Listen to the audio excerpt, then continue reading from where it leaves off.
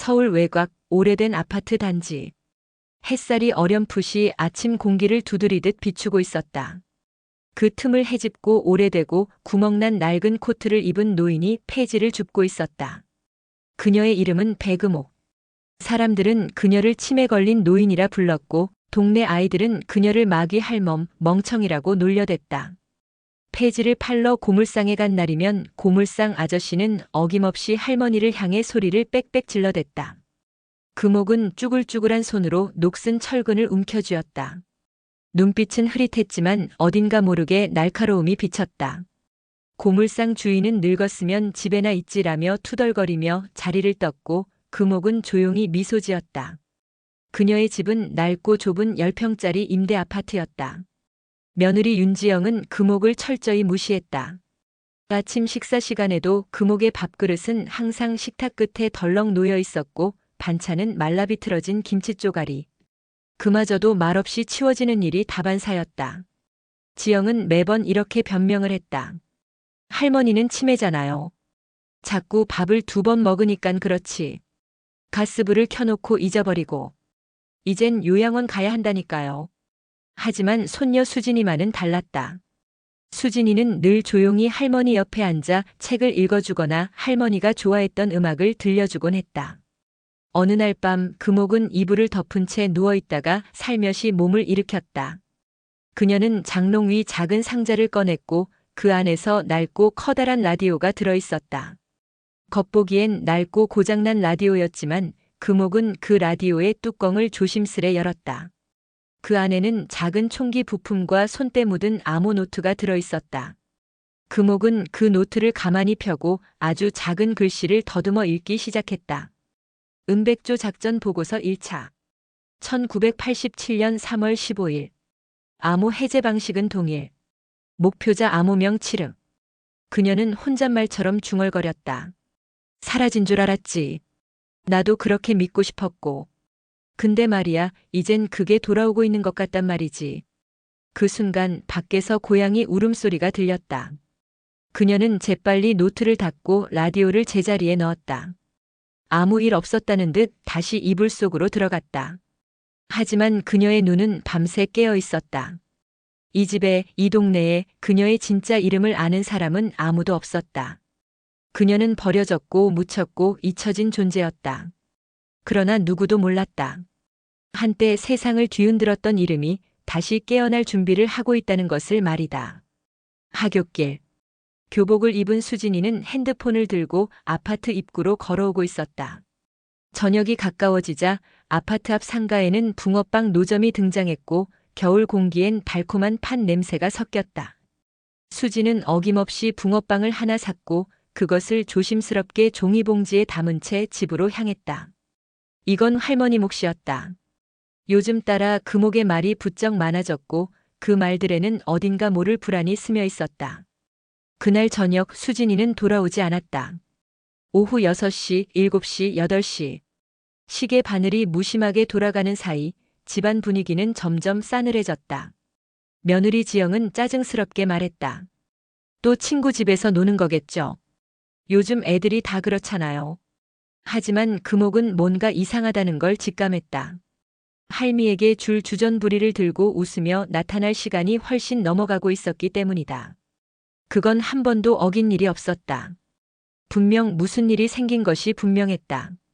다급히 밖으로 나간 금옥은 경비실, 상가, 정류장, 놀이터까지 발이 닿는 곳마다 수진을 찾아 헤맸다. 하지만 어디에도 수진의 그림자는 없었다. 핸드폰은 꺼져 있었고 친구들과도 연락이 닿지 않았다.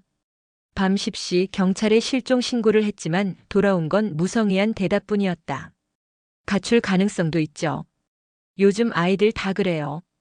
경찰의 말은 차가웠고 지영은 이를 키우는 것 같은 금옥을 노려보며 말했다. 사실 수지는 지영이가 낳은 친딸은 아니었다. 자기 친딸 같으면 이렇게 할 수 있을까? 금옥은 분노했지만 잠자코 있었다. 경찰은 금옥을 치매 걸린 노인네 취급을 하며 자꾸 허튼 소리로 재촉을 했다. 할머니가 무슨 말 했는지 생각해 보시라고요. 기억이나 하는지 원. 또 이상한 소리 한 거 아니에요? 금옥은 분했지만 속으로 다짐했다. 절대 내 정체를 드러내서는 안 돼. 금옥은 말없이 고개를 숙였다. 그리고 거실 구석에 쭈그려 앉아 창밖 어둠을 바라보았다. 그녀는 결코 눈을 감지 않았다. 다음 날 새벽 금옥은 아파트 관리실에 잠입하여 CCTV를 확인했다. 그녀는 낯선 남자에게 끌려가는 수진의 모습을 보았다. 그 남자의 목덜미엔 새까만 문신이 있었고 그 모양을 본 순간 금옥의 손이 떨렸다. 그 문양은 40년 전 그녀가 목숨 걸고 해체했던 조직 칠흑단의 상징이었다. 그녀는 속삭이듯 중얼거렸다. 설마 아직 살아있었던 거야? 그녀는 자리에서 조용히 일어나 라디오를 꺼냈다. 그리고 천천히 오래된 주파수를 돌렸다. 그 소리는 오랜만에 맞는 전쟁의 북소리처럼 들렸다. 이제 그녀는 알았다. 조용히 사라졌던 이름 은백조. 은빛 머리칼을 휘날리며 예리한 손놀림으로 한 번에 상대를 죽이는 것으로 유명하여 이름 붙여진 이름. 이제 그녀가 다시 깨어날 시간이었다. 백음옥은 다시 침착한 얼굴로 집안을 둘러보았다. 부엌, 욕실, 오래된 책장이 놓인 작은 거실까지. 아무도 눈치채지 못할 그 틈에 그녀는 기억하고 있었다. 벽지 아래에 숨어있는 금속 고리를. 그것을 당기자 철컹 소리를 내며 거실 바닥 한쪽이 들썩였다. 먼지 쌓인 거대한 함성문이 모습을 드러냈고 금옥은 그 비밀의 통로 안으로 조용히 몸을 밀어넣었다. 지하로 이어진 그 공간은 한때 작전 지휘소였던 곳이었다. 녹슨 철제 선반 위에는 코드명으로 표시된 파일, 예비 장비, 소형 무전기들이 먼지와 함께 잠들어 있었다. 그녀는 익숙한 손놀림으로 문서 하나를 꺼내들었다. 칠흑단 가능성 경로. 마지막으로 보고받은 위치는 구로구의 폐창고였다. 그녀는 그 경로를 곱씹으며 조용히 주먹을 쥐었다. 하지만 그 전에 만나야 할 사람이 있었다. 과거 함께 목숨을 걸고 작전에 참여했던 곽동팔. 그는 지금 요양병원의 가짜 치매 환자로 위장 입수한 채 은둔하고 있었다. 금옥은 낡은 휴대폰을 꺼내 단축번호 7번을 눌렀다. 20년 동안 한 번도 사용되지 않은 번호였지만 그 연결은 여전히 살아있었다. 뚜뚜뚜. 3번의 신호음 뒤 낮고 거친 숨소리가 들렸다. 이어지는 목소리는 짧고 단호했다. 정말 다시 시작하실 겁니까? 금옥은 낮게 대답했다. 내 손녀가 사라졌어요. 그리고 칠흑단이 아직 살아있어요. 이번엔 끝내야죠. 한참의 침묵 끝에 들려온 대답은 짧았다. 내가 갈게요. 전화를 끄는 금옥은 철제 상자에서 무전기를 꺼내들었다.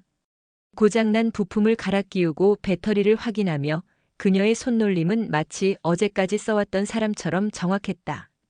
금옥은 주파수를 조정하고 암호 채널에 신호를 보냈다. 붉은 불빛이 깜빡이는 그 순간 그녀는 조용히 중얼거렸다. 은백조 작전 재개.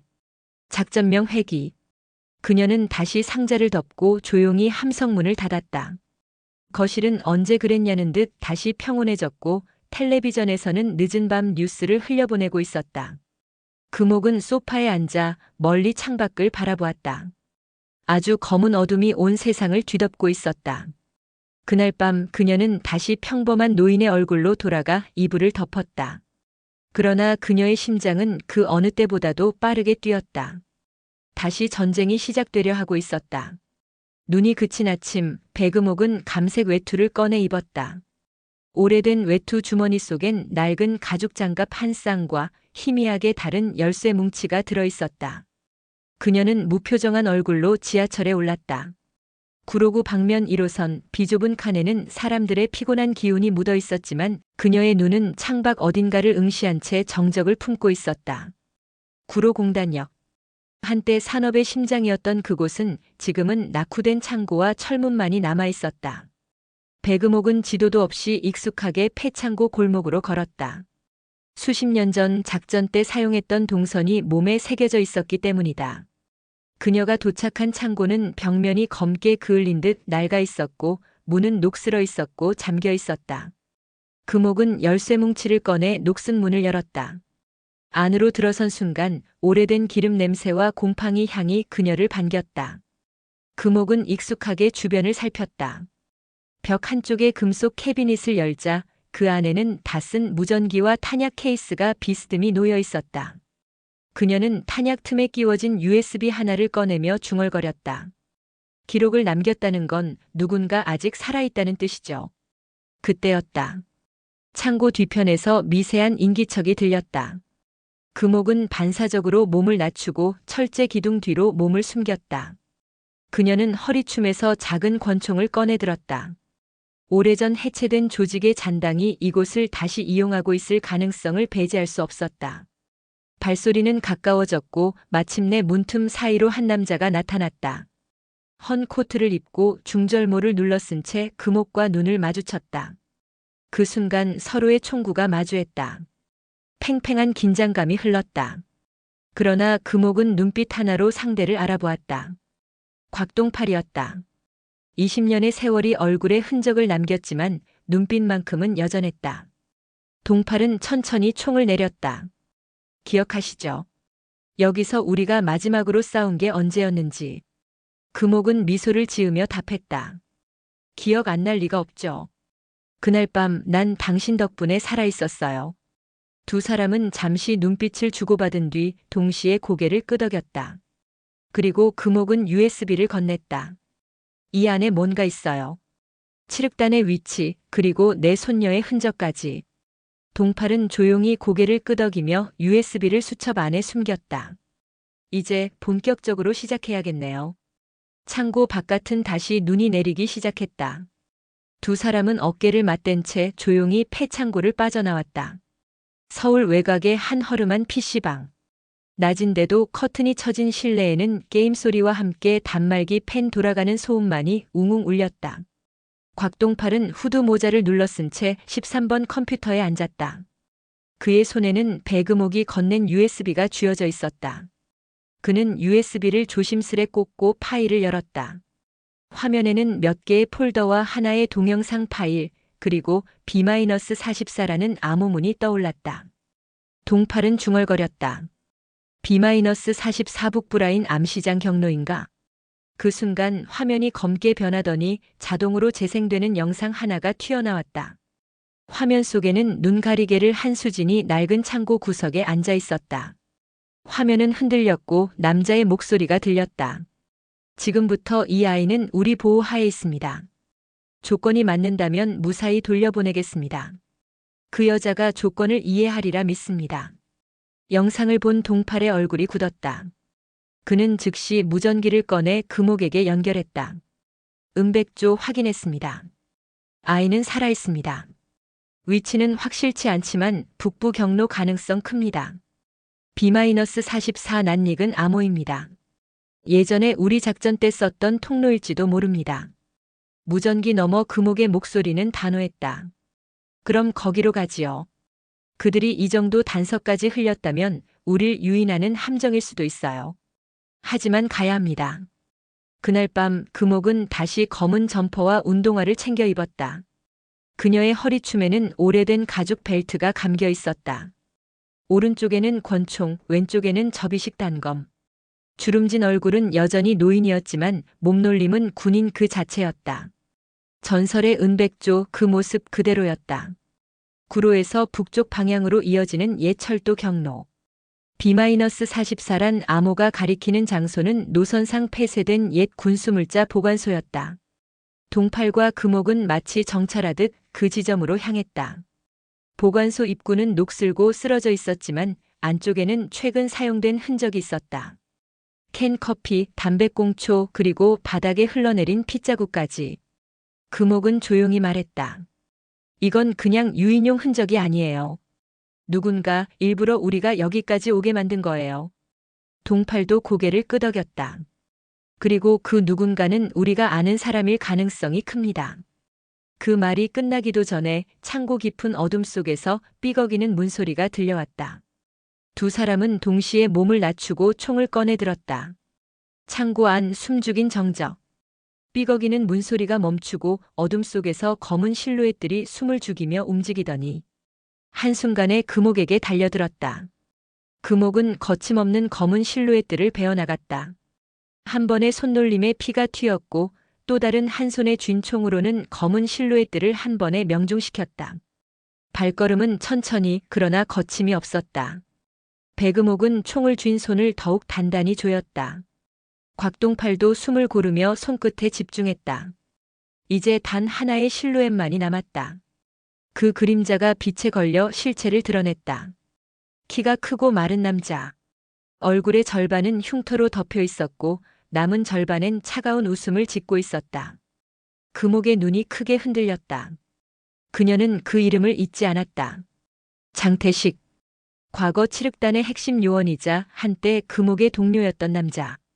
30년 전 작전 중 사망한 것으로 기록된 인물이었다.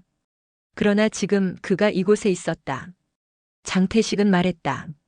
이렇게 다시 보게 될 줄은 몰랐죠, 은백조. 당신은 여전히 냉정하고 똑똑하고 지독하게 잔인하네요.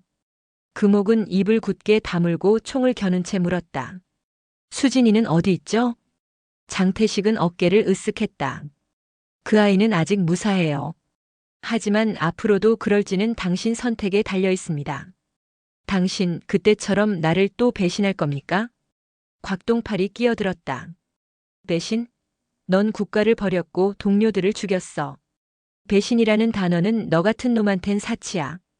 장태식의 표정이 일그러졌다.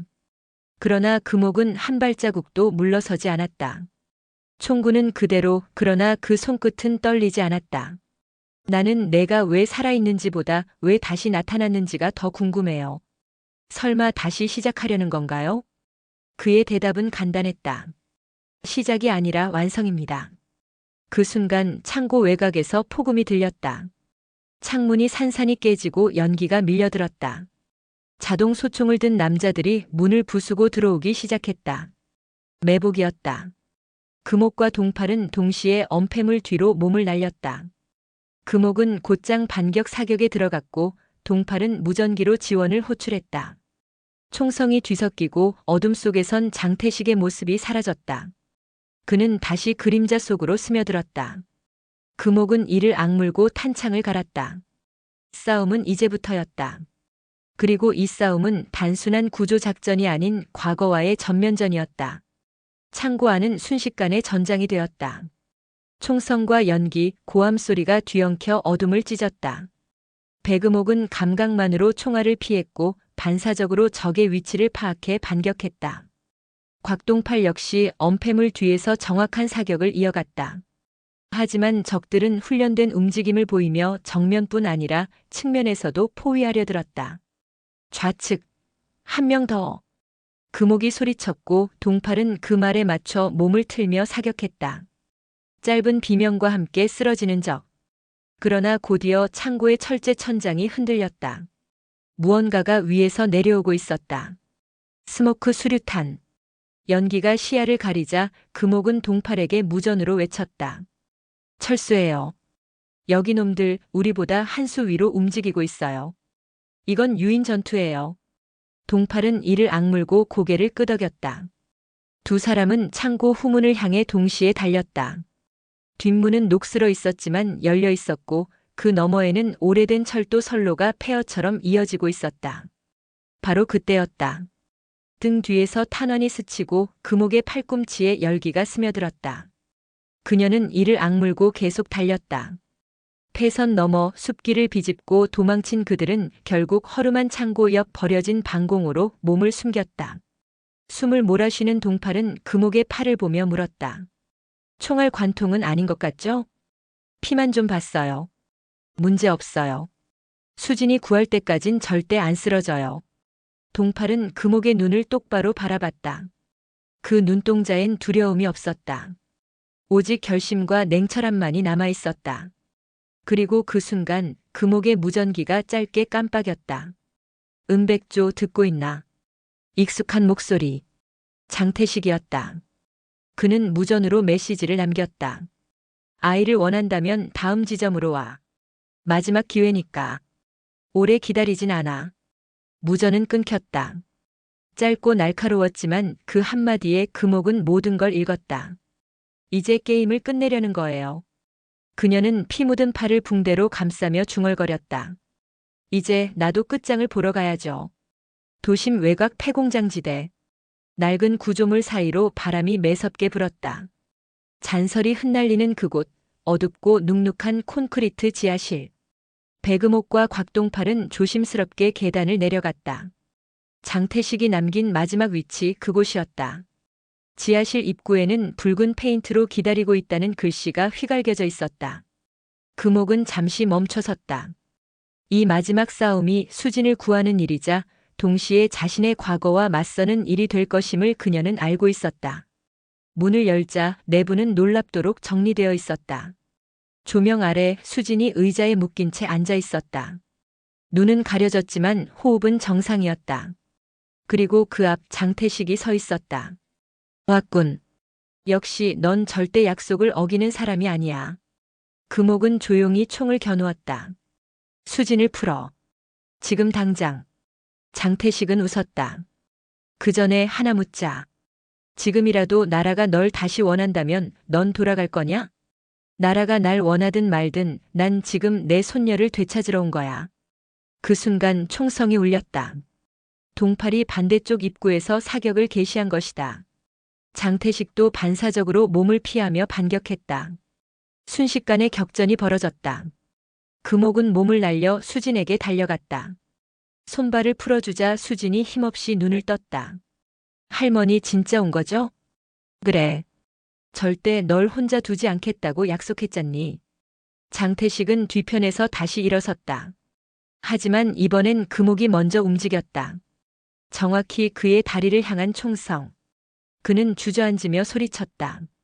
그때나 지금이나 넌 끝까지 나보다 앞서는구나 은백조. 금옥은 다가가 그의 눈을 바라보았다.